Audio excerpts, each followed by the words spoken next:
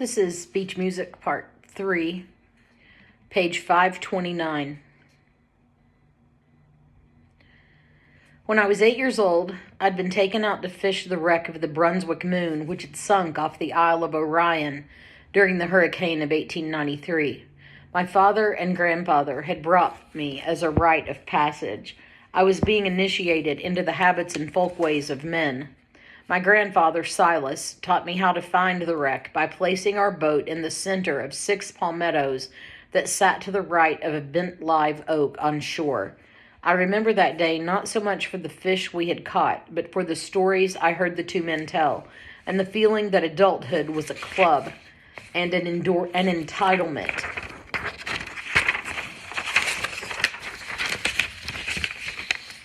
While we were coming back from that fishing trip, we encountered a school of manta rays playing in the channel that led to the small port in Waterford. Whether the manta rays were engaged in a mating ritual or frolicked for the sheer joy of play was never clear, but I knew that my father and grandfather felt as awed by this gathering of giants that day as I was. The rays frolicked with such enthusiasm that they made the water around them seem storm-tossed. It was like watching dark fields suddenly spring to life, new acreage at play. The shape of the mantas was bestial, demon-winged, and massive. The school could have been mistaken for a feeding frenzy among tiger sharks lost in a maze of chum and blood. But what I remembered was how frisky they were, like spaniels with each other, capable of great horseplay and affection. They leaped out of the water and played tag like overactive children released from a strict daycare center.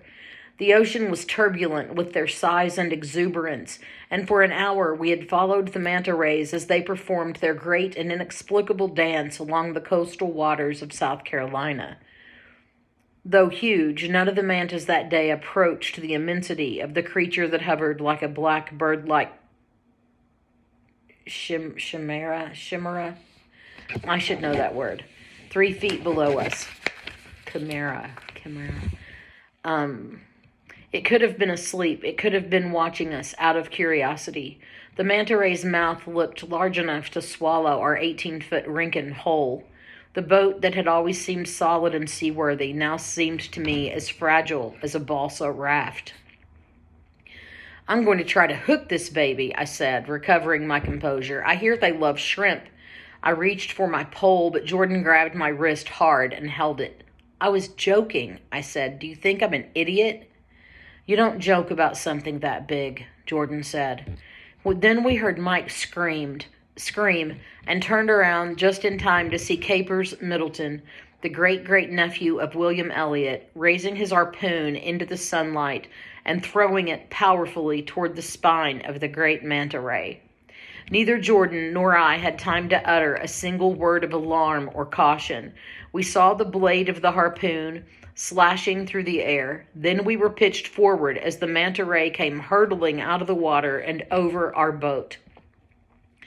Looking up after my head hit the boat's railing, I saw the creature's white underbelly pass over the boat like some biblical angel of death after the expulsion from paradise. A terrible breaking of metal interlocked with our terrified screams as the harpoon rope tangled with the motor and tore it off as though it were made of wax. We almost capsized as the rope swept along the length of the boat, and if any of us had been standing, it would have decapitated us in an instant. It tore the windshield off as though it were made of bread.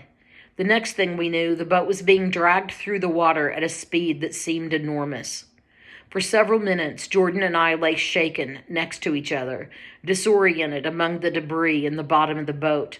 My left eyebrow was cut open and blood was streaming down my face.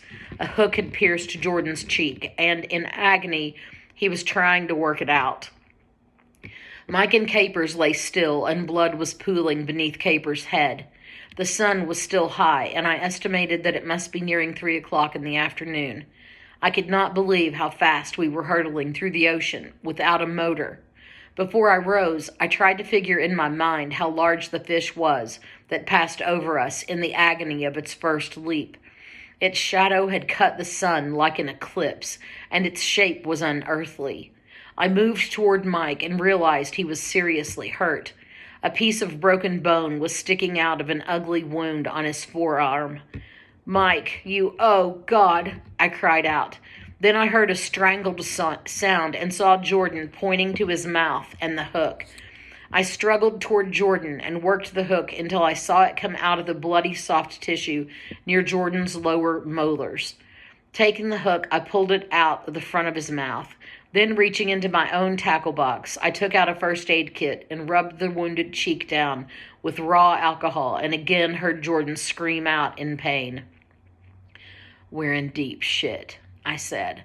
"Help me throw Capers overboard," Jordan said, holding his cheek. "We're in this because of his dumbass."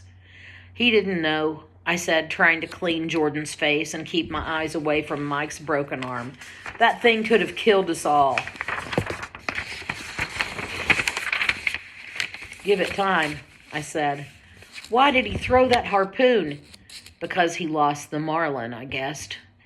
Jordan shook his head and said, "No, I bet he thought he was being true to the aristocratic spirit of our Elliott ancestors. Those family ties have screwed our boy up. He'd rather kill a Yankee at Antietam, but spearing a devilfish is the next best thing. He might have just killed all four of us." "They'll come looking for us," I said, trying to be reassuring. "Waterford's got a great Marine rescue squad." "They don't know where in the hell to look," Jordan said. "They think we're crabbing in one of the creeks reading back issues of Playboy magazine.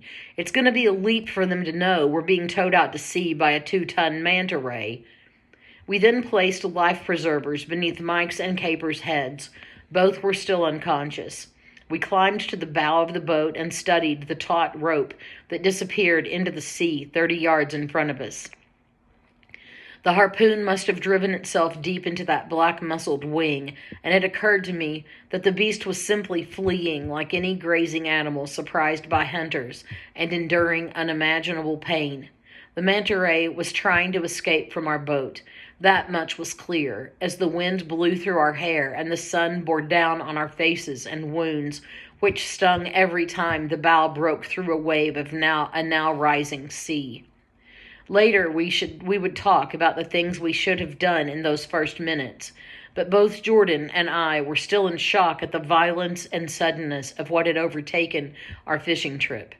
We took no pleasure in the joyride by the great fish, but simply rode it out passively in a zen-like state, subsumed by the awesome power of the unseen and the ineffable. One moment of sheer recklessness had placed us in great peril, and we watched, witnesses to our own executions, as our fate played itself out in the water beneath us. But we could also feel the terror and the panic of the immense manta as it tore through the ocean with the blade driven into its flanks. We thought we might soon die, and though we sat shoulder to shoulder on the boat, I felt as though I were taking that ruined, wild ride alone. We offered each other no sense of companionship or fraternity. For 20 miles, the manta ray dragged the boat through surf that grew increasingly rough. As a wind rose from the east, the animal began to slow down, no doubt from exhaustion and loss of blood. I wondered if we would be dragged down to the bottom of the sea when the great manta died. And it was only then that I said, "Should we untie the rope?" To no one in particular. "We'll have to cut it loose from that front cleat," Jordan said, still holding his hand over his cheek. Then, suddenly, the rope slackened in the water, and I thought that the manta had managed to free itself from the harpoon.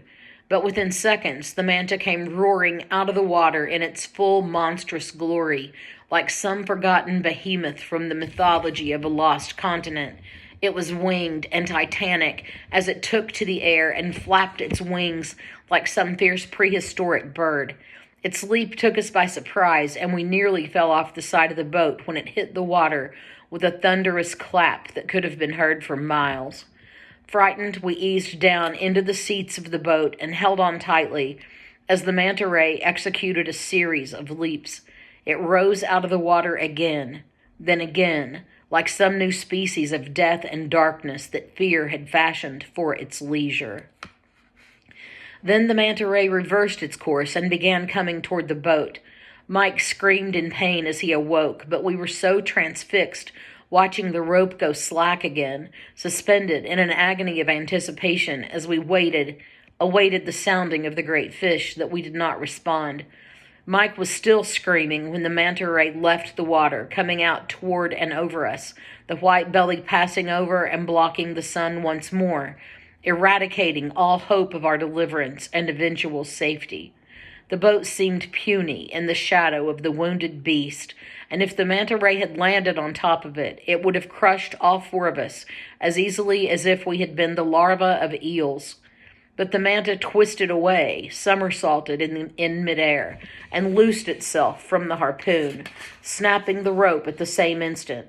Its left wing smashed down on the starboard side of the boat, and as the craft dipped into the sea, we took in water before it suddenly righted itself. Jordan and I began bailing with the Dixie cups that lay scattered all over the boat.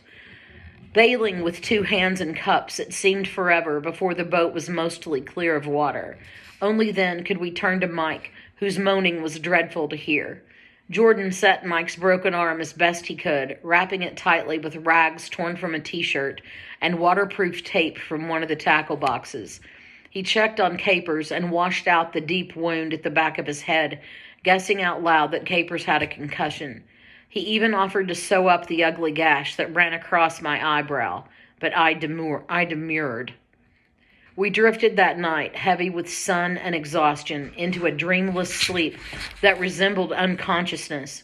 It felt as deep as the sea itself. I was already up when Capers awoke, and the first light seeped out of the eastern horizon. Though still dazed and unsteady, he took in the sleeping figures around him, touched his head wound several times, and surveyed the condition of the boat. "What in the hell did you boys do to my father's boat?" he said in a loud voice. "Go back to sleep, Capers," I said. "What did you do to the motor? My father's going to kill you guys when he sees what you've done." "You don't remember?" I asked. "Remember what?" "The manta ray." "You mean the marlin?" He said. "I hooked a marlin that got away, then I went to sleep and I woke up and you guys have ruined my daddy's boat." "Save your strength, Ahab," Jordan said, sitting up and looking out at the ocean spread out around us. "You guys are going to have to help me pay for the damage," Capers said, his voice growing more shrill. "The motor alone cost over $2,000. Jordan went over to Mike and checked his arm. Mike, too, was awake, but his broken arm hurt too much for him to either speak or move. His eyes looked unnaturally bright, and Jordan put his hand to his forehead and felt the fever. "I demand to know what happened," Capers said. "I'm the captain of the vessel, and I'm going to know. I'm not going to go another inch without someone telling me what went wrong. How do you expect us to go anywhere without a motor?" Capers asked no one in particular. "Jack and I took a vote while you were asleep," Jordan said. "We thought it'd be fun to float back to Waterford." I laughed, then explained to Capers and Mike what had transpired after Capers had thrown the harpoon at the manta ray. Mike remembered seeing Capers lifting the harpoon, but Capers never regained a single memory of the incident. He sat and listened to the story with utter astonishment. "You shouldn't have let me do that," Capers said, touching the sore place on the back of his head. "One of you should have stopped me." "It was our fault." "Okay," Mike said. "Good thinking, Capers."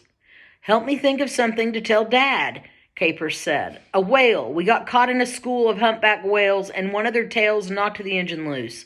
I'll work out some of the specifics." "You'll have plenty of time," I said, looking out where land was supposed to be. Mike struggled to stand up, but the pain almost brought him to his knees.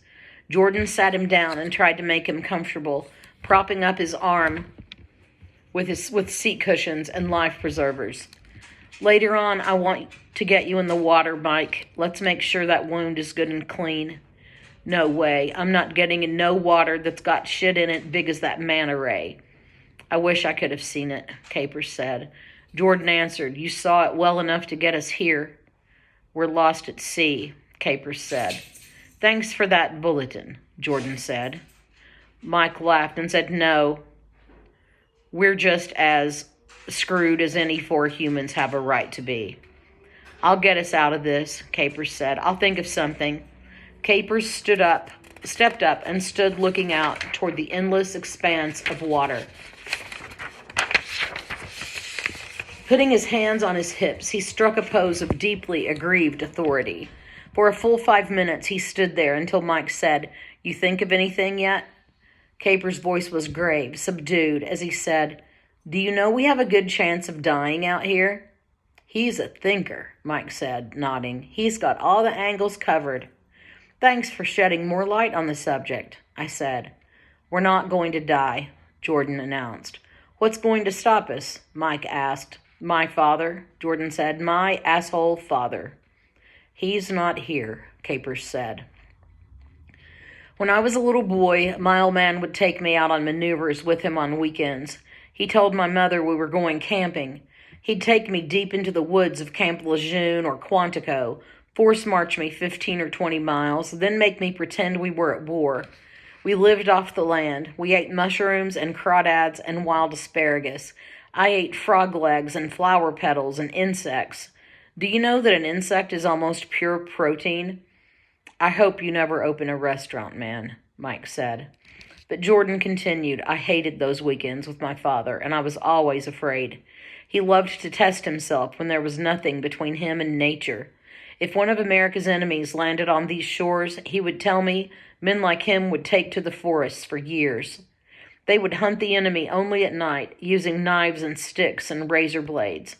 Once he killed a baby deer, and we ate it for 3 straight nights, all of it, liver, kidneys, heart." "Puke," said Mike.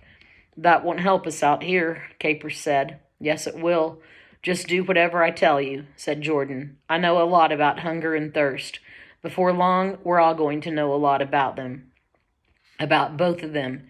But for now, I can keep us all alive." "Then do it," I said. "But I'm the president of our class," Capers said. The 3 of us studied him, suddenly dumbfounded. But Capers explained himself, saying, "What I mean is that I'm accustomed to leadership. Tell Jordan I've always been the class president. Tell him, Mike. Jack?" "We're not talking about who's going to set up tables for the sock hop," Mike said. "His father taught him survival skills, Capers," I explained. "He's going to use those same skills to keep us alive out here on the ocean." "But there's nothing to eat or drink out here," Jordan said. "Our first enemy is right there," Jordan said, pointing out toward the east. "If we're in this boat long enough, the sun's gonna kill us."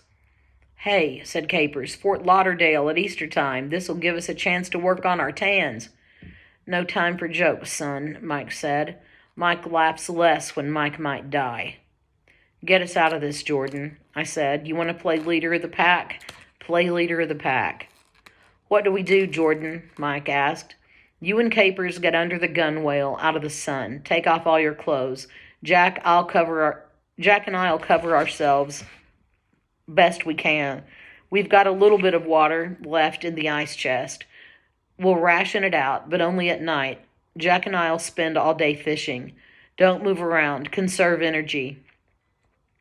"They'll find us sometime today," Capers said. "Maybe, but we're going to act like they're never going to find us," Jordan said. "You're just trying to scare us," Capers said. "He's doing a damn good job, too," I said. "Yeah, that's exactly what I'm trying to do." Mike asked, "Why, Jordan? What's the use of scaring us half to death?" "Because no one knows where we are," said Jordan. "No one knows where to begin to look. We don't have a radio, flares, or emergency equipment of any kind. We've got enough water to last us for 2 or 3 days. If it doesn't rain after that, we'll die of thirst in 5 days. Maybe we'll last a week." "What a pretty picture," I said. "I'm going to be dead because Capers Middleton is an asshole," Mike said, shaking his head. "There's no proof that I threw that harpoon," Capers said as the 3 of us stared at him. "For all I know, the 3 of you might have plotted this tale while I was unconscious. Trust us, Capers. It wasn't no flounder or mermaid that dragged us out this far and tore our motor off." My daddy's going to kill me when he sees what we did to this boat, said Capers. We, Paleface? Mike asked. I personally do not see where the first person plural has any part in this conversation. You didn't ask anyone's permission to spear that fish. You gave in to an impulse, Capers. It was definitely freelance. All right, we'll stop there. That was part 3.